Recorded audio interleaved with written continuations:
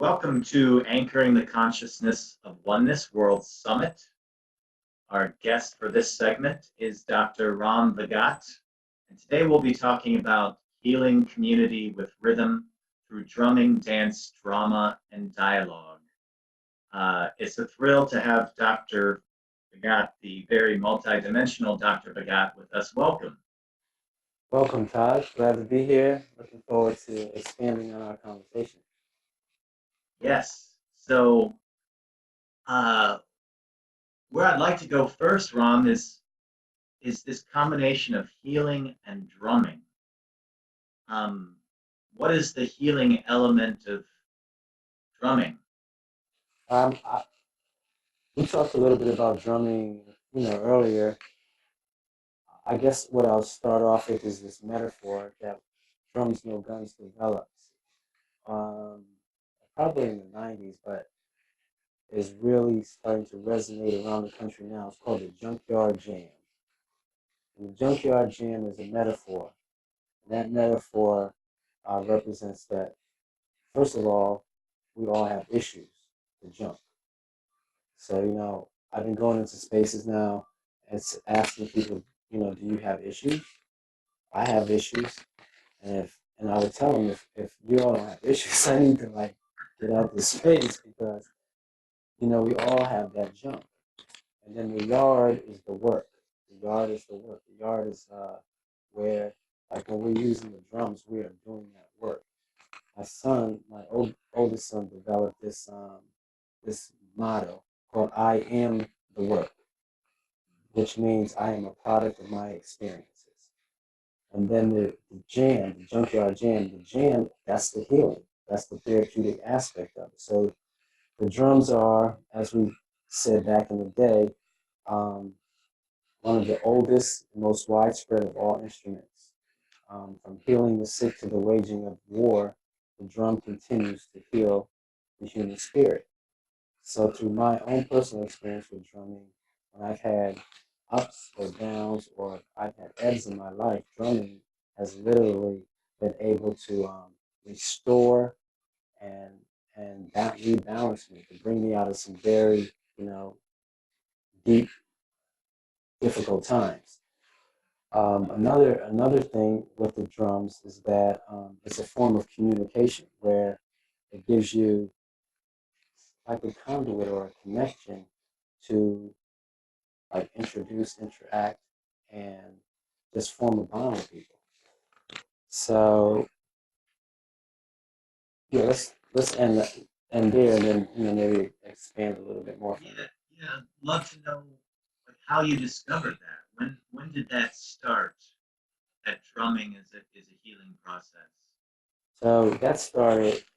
I remember like when I was in eighth grade, I wanted to get into drumming. So um, I had my little drum pad and my drumsticks, and I was learning some basic rudiments, but it just didn't connect. So I put it to the side till I got in college, and I wanted to get some congas. So uh, my dad and I had reconnected after some time being sort of alienated from each other, and we went to a used music store. I got these sweet two white LP congas, and with the racks and everything.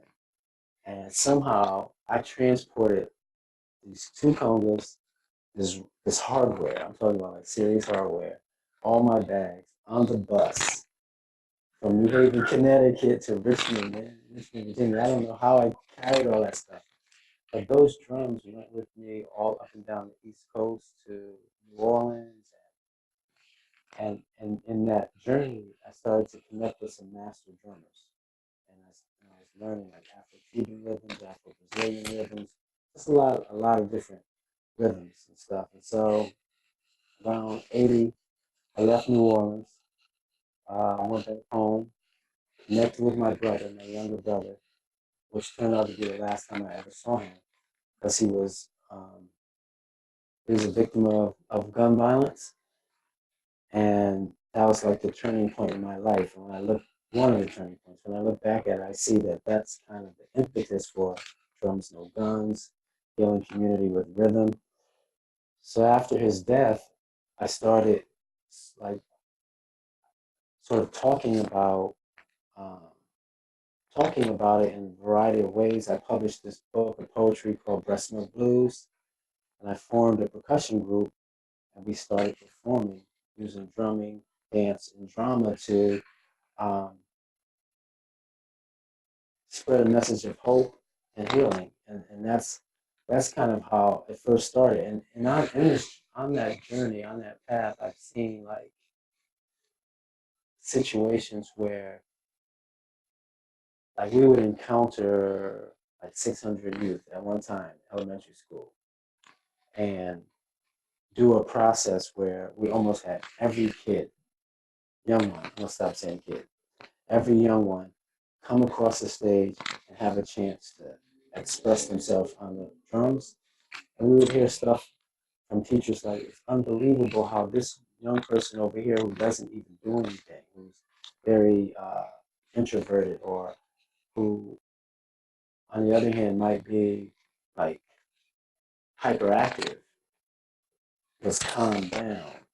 Um, I've had experiences where I saw how the drums affect people who can't even hear. Like the rhythm would cause them to move.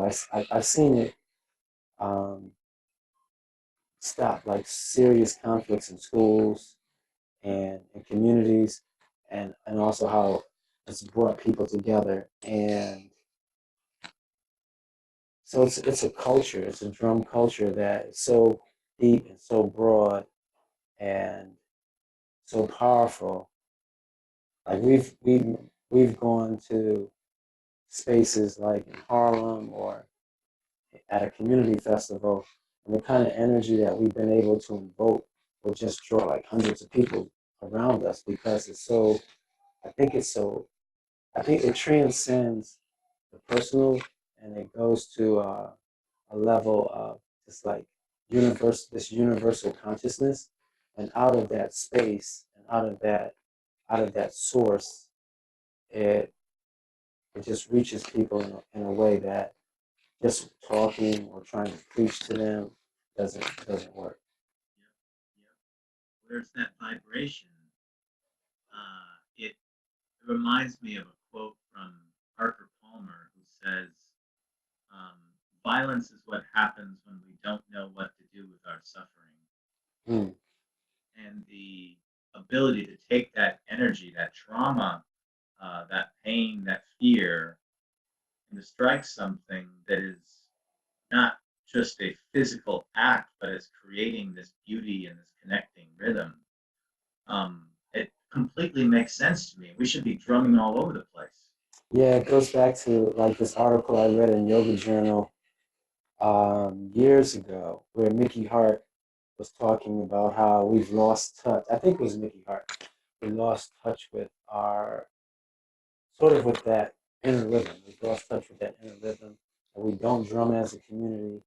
And so through the years, I developed this. Um,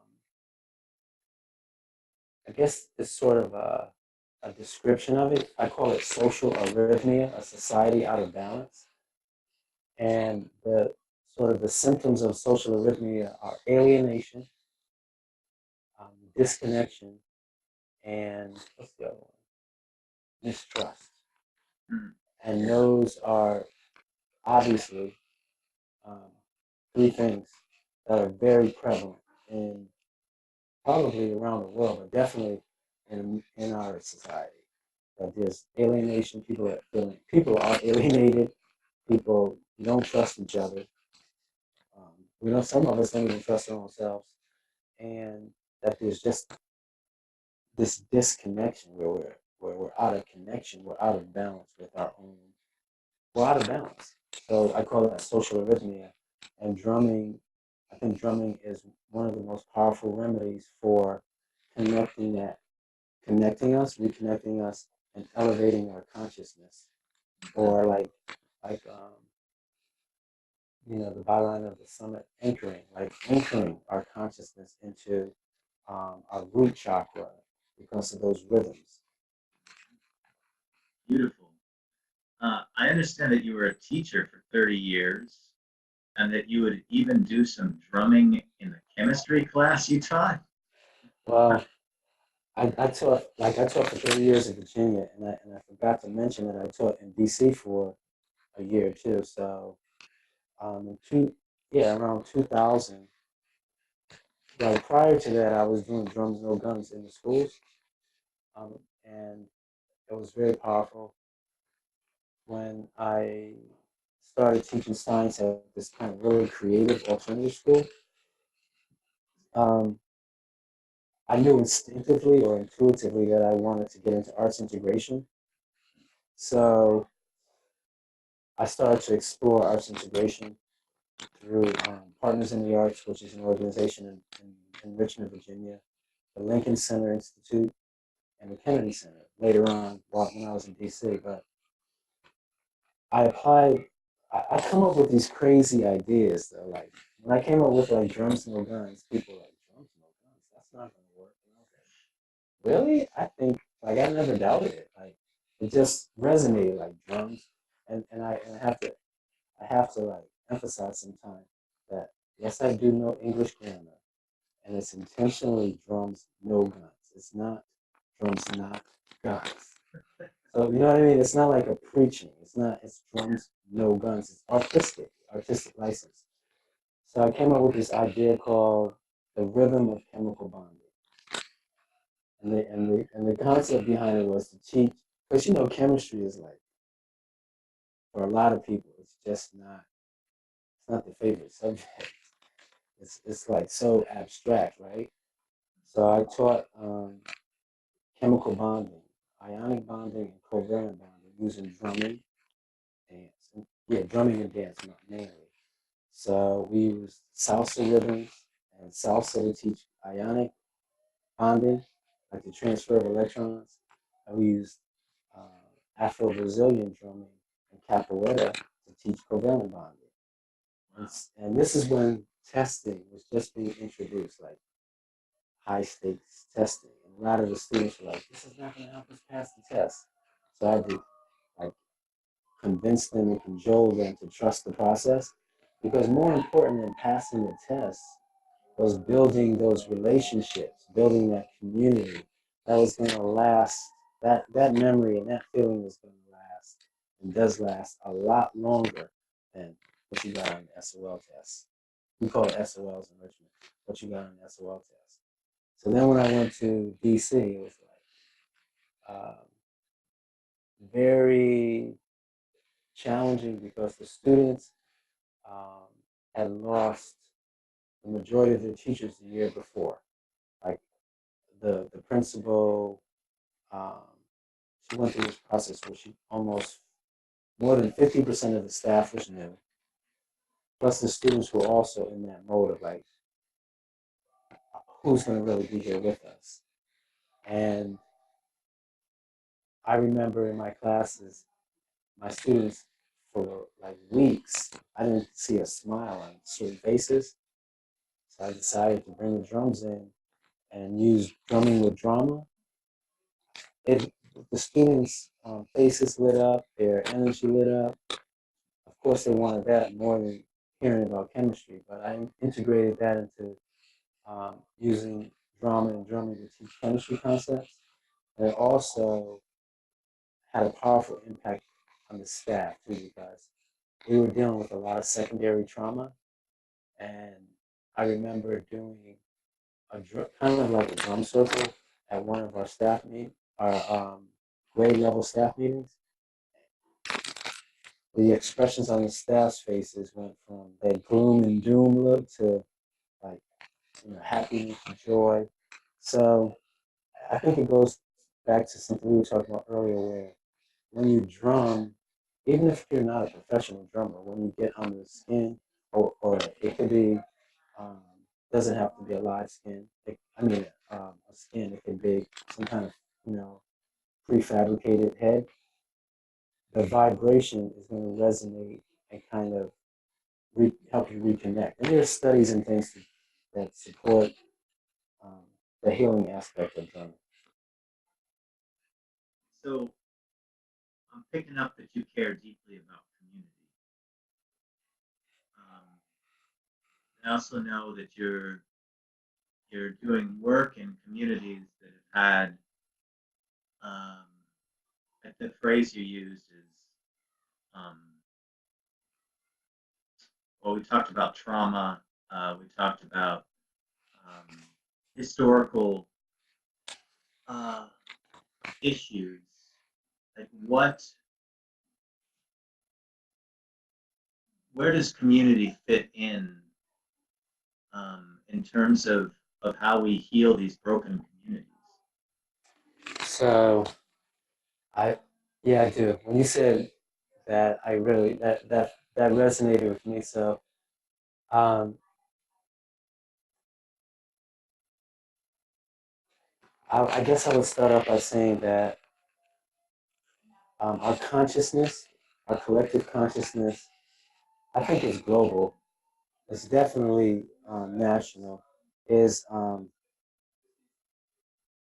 is infected with this hierarchy of human value based on skin color that, like, we've been conditioned to believe that based on the pigment in our skin, that there's value associated with where we fit in that hierarchy. So if we're white, then we have more value. If we're yellow, we have more red, brown, or maybe brown, red, black. But anyway, it's this hierarchy, and it affects everybody. Um, in some ways, it may not affect white people the same because there's the privilege of not having to be aware of it all the time. But in people of color, there's that constant feedback and that constant external uh, sort of pressure, whether it's conscious or unconscious. So it goes so far beyond, can't we get over it? You know what I'm saying?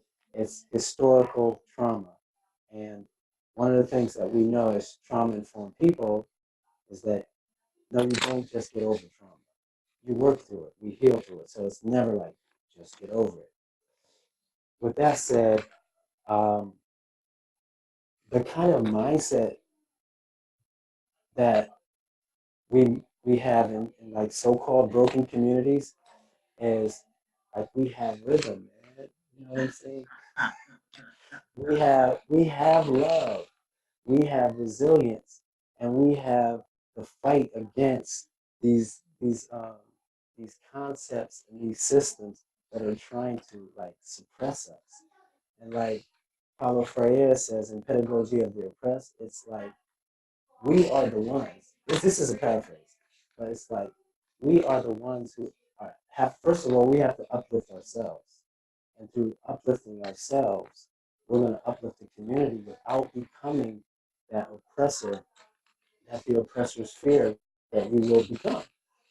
Um, it's about healing, and um, it's about a consciousness of self-realization. Like I remember walking down the street at a white university and getting these looks, and I'm like, these white people are looking at me with this condescending look, and they don't even know that they have a soul. Like they're not tuning into their soul.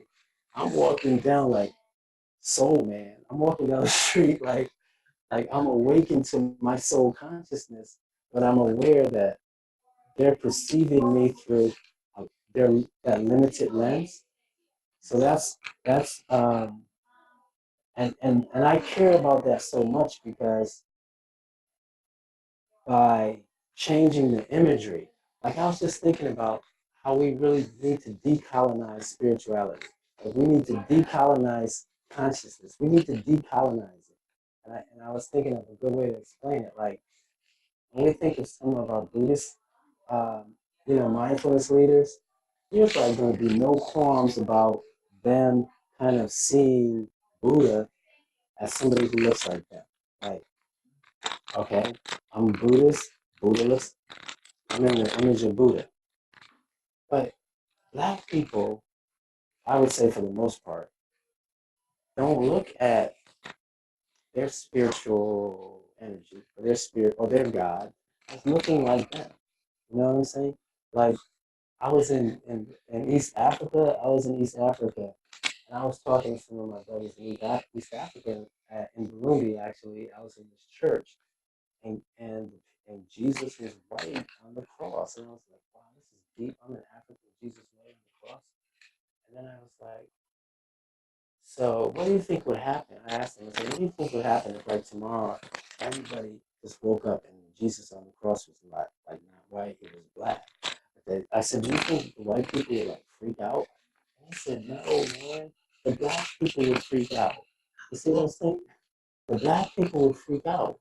And then I think about like how in some Asian countries, the real light skinned Asians, were like, I haven't seen it, but I've heard about it. Where they put on, they go out on, they don't want their skin to like, they don't want their melanin to be activated by the sun. Like they want to keep their skin like white. And then you have like in some countries like in West Africa, you have people like bleaching their skin.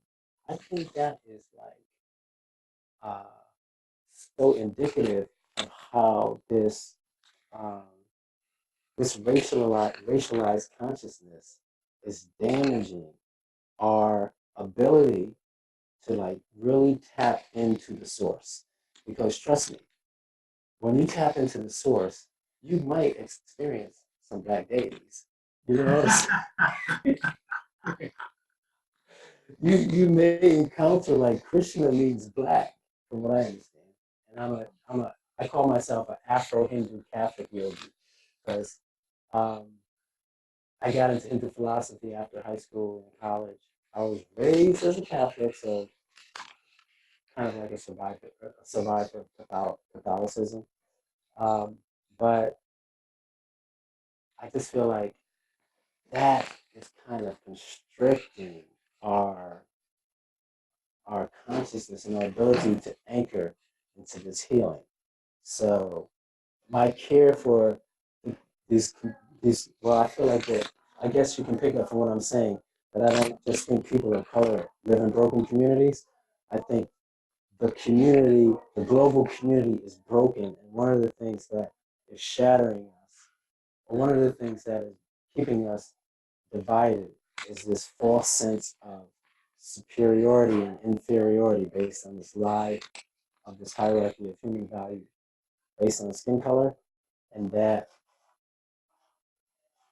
we probably need to drum more, dance more, sing more, and process it through drama where we can lay these things on the table and don't have to like fight through dialogue and then kind of debrief it. Wow. I'm uncomfortable and excited about this part of the conversation. I'm comfortable because I know it's true, um, and excited because I see the possibility beyond it. And what did you say? Afro Hindi. Afro Hindu Catholic yogi. uh, so beyond drumming and drama, how do we break down these barriers? And not Okay. just not just beyond skin color, but we have all these spiritual categories Yeah. that interfere with what we're really talking about is oneness. Yeah. One of the things, like for me, that I've witnessed as like so powerful and transformative is when we get a group of people into a sort of safe and brave circle. That's where first we get acquainted, we build a relationship, we explore the difficult issues, we see our commonalities through storytelling, through that dialogue which can take place in that circle. That's where I think, and that's where I've witnessed amazing transformation, regardless of who is in this. Well, regardless of what the people who are in the circle bring to that circle, and that has made me like very, like very hopeful.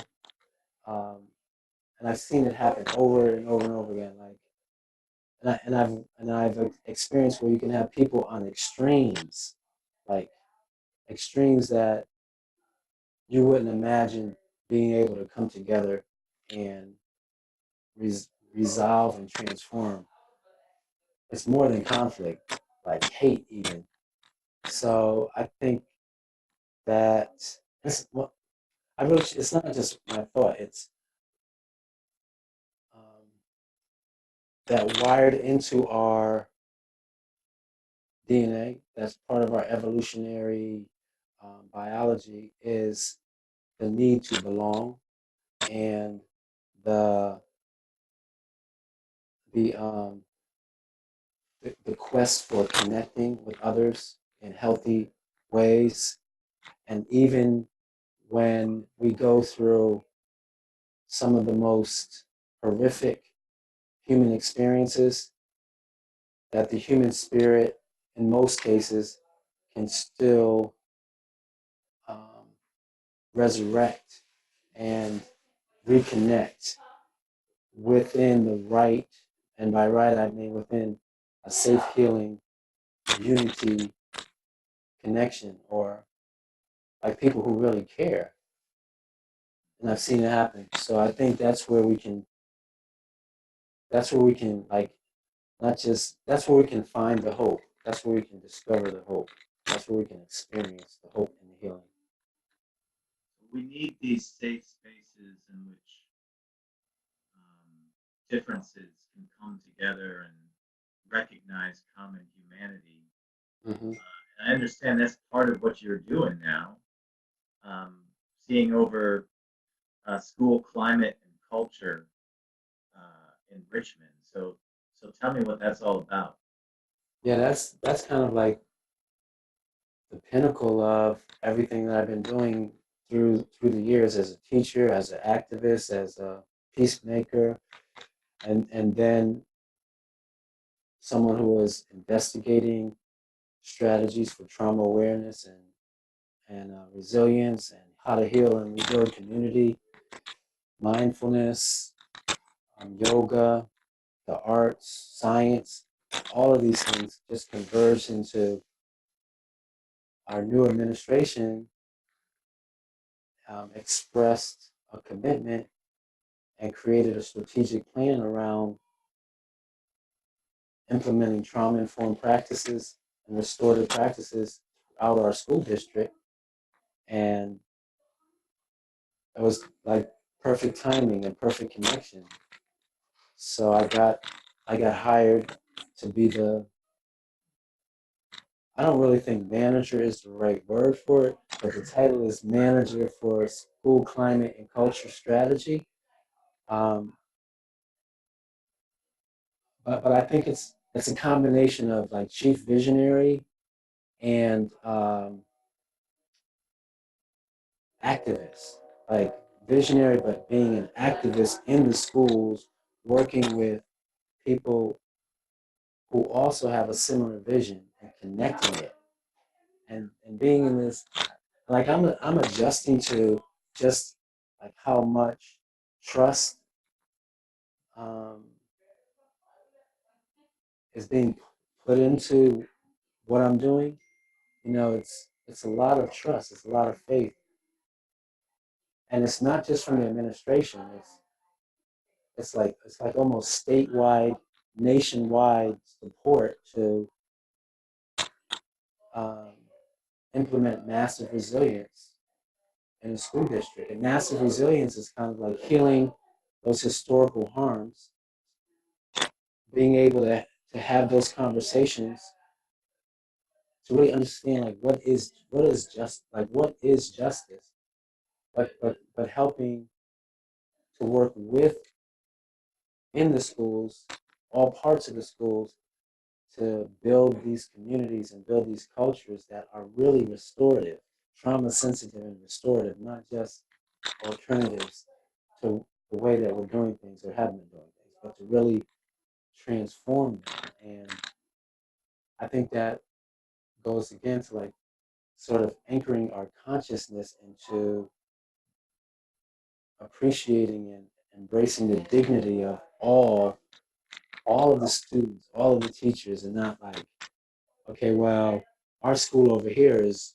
doing great because we're in a community where we have enough money, we have PTA support, and then kind of getting into that language of domination and the semantics of oppression, where we're labeling the people in this community and not seeing us all as one community, one um, one city, one school district, and what benefits um, one part of the city should benefit the other part of the city. It's like Dr. King said, um, and something like an injustice anywhere is a threat to justice everywhere. And I kind of interpret that as we're all connected.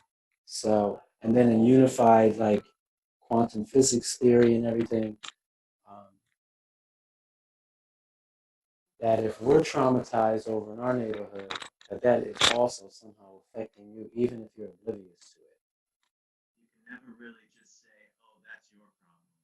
No, That's it's their problem." yeah. But I do have a problem with people who like use terms like Ubuntu and Sawubona, but they don't really practice it. Like we're talking about where if we're connected, then our problems, then my problem is our problem, or your problem is our problem. That we have that that you can't just um, appropriate the culture without like really practicing it or believing it or really doing it. Talk to me about massive resilience. Is that like resilience at scale, resilience that has momentum that starts to spread? Yeah, I think that um, it came to me one day. I was listening to National Public Radio, and there was a story about massive resistance. And then I just started thinking about like how we have these like systemic and these institutional um, obstacles that affect us disproportionately as a community. It affects certain people disproportionately. Like when we talk about school suspensions, we see that African American males and youth of color are disproportionately affected. We have study after study after study to show the same thing that we already knew or already know because it's coming from a history that's based on the systemic oppression that we want to try to deny, but we shouldn't because if we want to heal as a nation and be the nation that we could be, we have to face that. Um, so then, I don't know, somehow this idea of like we're doing resilience, but we need something that is synergistic that brings all of this work that we're doing into like a concentrated energy to really uplift everyone. And so that's how the idea of massive resilience um, like emerged. And then when I started sharing it with some of my friends, they're like, "Oh my God, that's awesome! You need to make sure you buy those domains." They did. They did tell me that. And they were like, "You need to make sure you buy that domain." And I'm like, it's just a creative idea. But then I went back and checked to see on the value of domain now, of those domains, massiveresilience.com. It's like, I got it for like $99 and it's like up to $1,000. I'm like, they were right. Like it has some kind of resonance. And and then I just see it as how like we integrate arts and we integrate culture, we integrate education, we integrate health, and then we link those to trauma healing and restorative practices and mindfulness and artfulness, and that the goal really is equity. The goal is like really justice, and that's something to fight for. That's something to dedicate our our limited time spans on this planet to plant seeds of legacy seeds for future generations to build towards, because I mean, that's where we will find our common humanity, and that's where I mean, we'll be able to achieve our highest goals as a species. Divided, I have issues now with Darwinism, the concept of survival of the fittest. I think that survival of the fittest is sort of counterintuitive to what humans do. Like I think humans survive as a collective, and that we achieve more in collaboration than in competition. And so, massive resilience.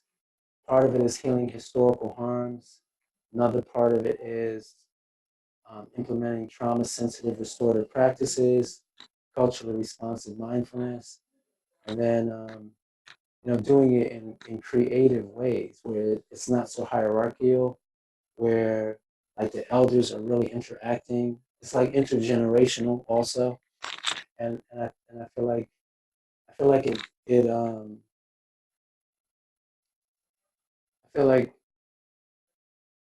I feel like it's a way where we can have our own paths, where we can march to, or walk to the same goal.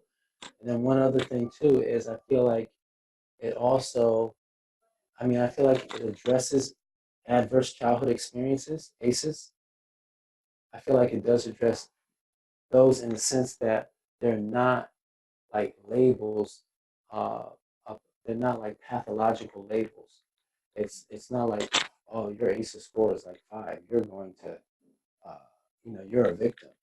Um, I feel like it gives us another language to like look at. Well, okay, I know this, but so what can we do? Not just what can I do? What can we do to address that?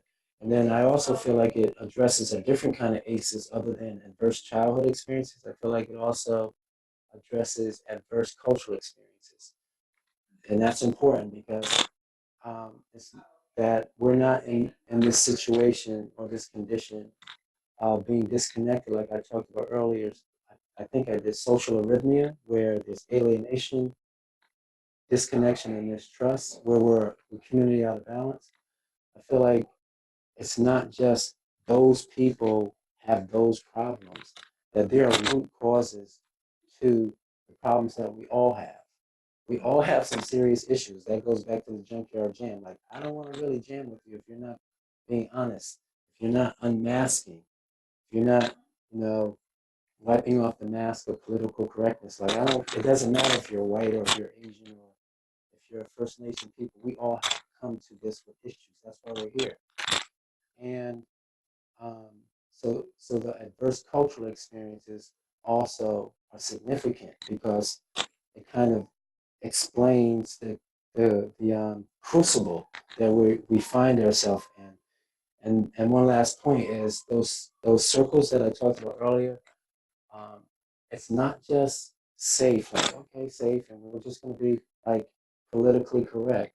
It's safe and courageous spaces. The safety is to be able to be strong enough to hold the difficult conversations and the dialogue.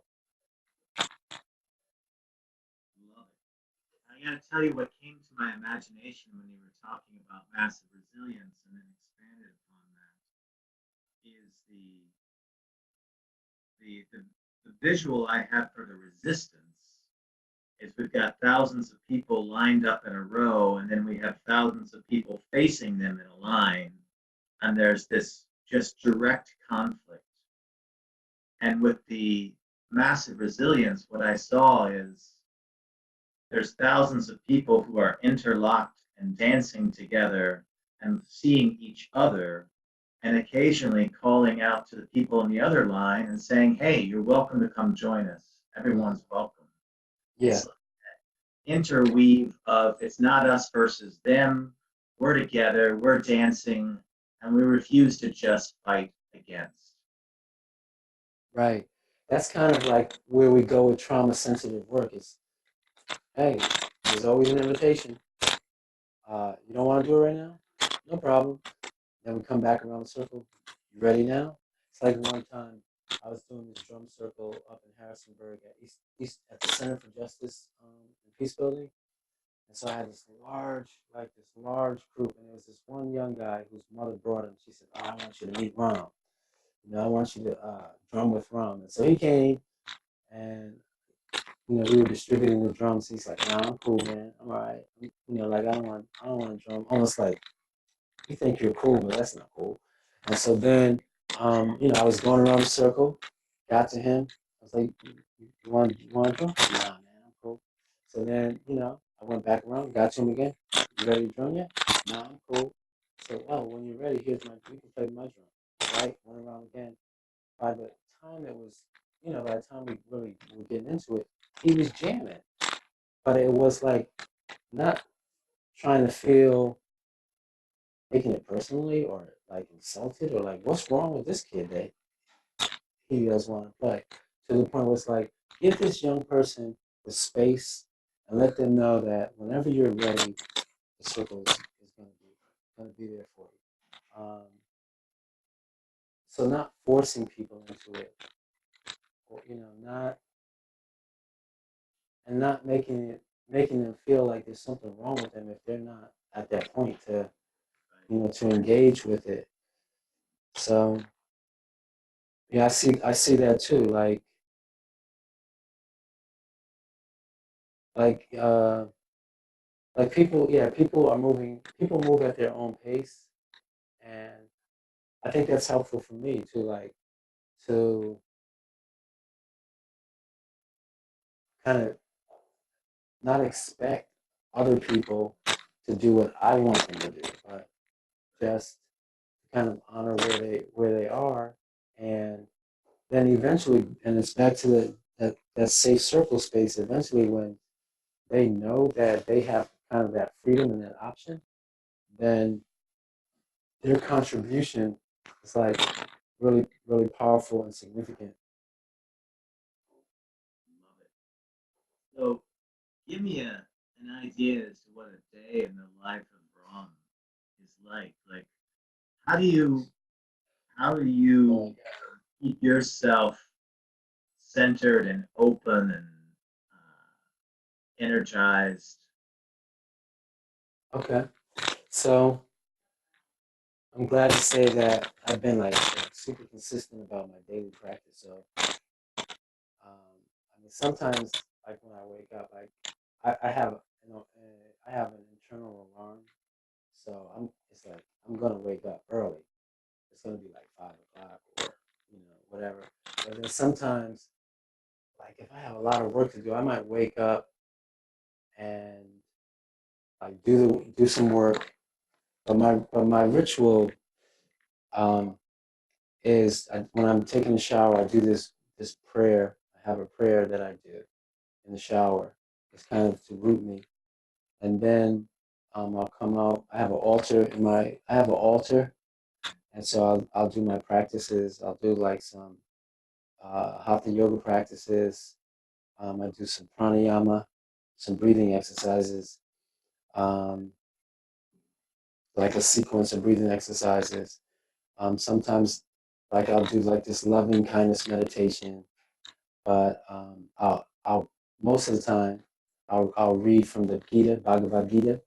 I read from the Bhagavad Gita, then then I contemplate, and then I'll do like meditation, like either like I'll like concentrate on a particular thing, or I'll concentrate on my guru, or I might just like observe my thoughts, and anywhere from like 15, 30, 45 minutes, and then like, all right, let's go. Come on, and so call my daughter, come on, let's go. Like 5 minutes, and then I'm waiting 15 minutes, and then we'll drive. I drop her off to school, and then it's gonna be like so many different things during the day. Like whether I'm in a school, I'm in a meeting, I'm in a conference. Um, but most of the time, most of the time, like what will happen during the day is it's serendipitous.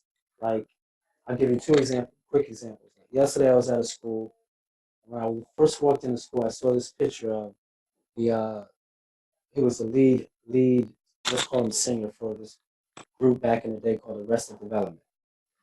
Remember Arrested Development? All right, so speech. There was a picture of speech on the wall because this school is a turnaround art school. So I saw a speech. And I made like this mental note of turnaround arts, speech.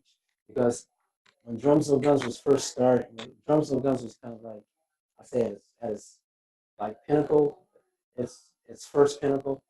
Um, we were like being compared to like Arrested Development and stuff like that, right? So, so I was like, oh wow, the circle, you know, uh, it's not closed. The circle is cycling, whatever. So then I was walking through the building, and I went to this room that we're making there, mindfulness room, and I was talking to the I just call him the specialist who's like we're going back and forth about how we're going to create this mindfulness and what kind of support he needs and everything.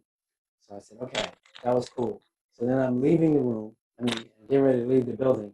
As I come down the stairs, I see these four people. One person's like, Rom, I've been looking for you. The other person, one of my former students. And it turns out that the other two people are like the national directors for Turnaround Arts. And so then we start like talking, and it's like, this is meant to happen. You know, it's like, this is meant to happen. And it's that kind of universal connection kind of thing. So my days are like that. It's like almost in every building I go in, it's going to be where I see the right person at the right time or somebody that I was thinking about. A lot of serendipity. Yeah, it's like every day, every building, and I think it goes back to like the practice, because I started to tell myself like this is some heavy, intense work, and if you don't practice every day, one you're going to be depleting your reservoir of energy, and two you're going to be more vulnerable to those external forces that um, weigh on you, that are like against the progress of the work. It's not like any kind of conspiracy theory kind of thing. It's just like there is resistance to positive progress. So Oh, yeah. yeah, by practicing, um, but I have to say that like some people might say I'm a master drummer, but I don't consider myself a master drummer. I consider myself maybe on a scale of 1 to 7. So I have like on a scale of 1 to 7, each level, there's certain things that I know the drummer can do. So I'm not at a 7. I know I'm not at a 7. I'll say maybe I'm at a 5, right? So I need to find more time and space to really use my drumming as a mindfulness practice, like every day. Like I drum today, but I need to like because as we were talking about before, that's like that's like a that's definitely a way to anchor consciousness. That's a way to like that's an anchor because you're anchored there, but you are definitely you're expanding and you're connecting on let's just say in those realms where some of us travel.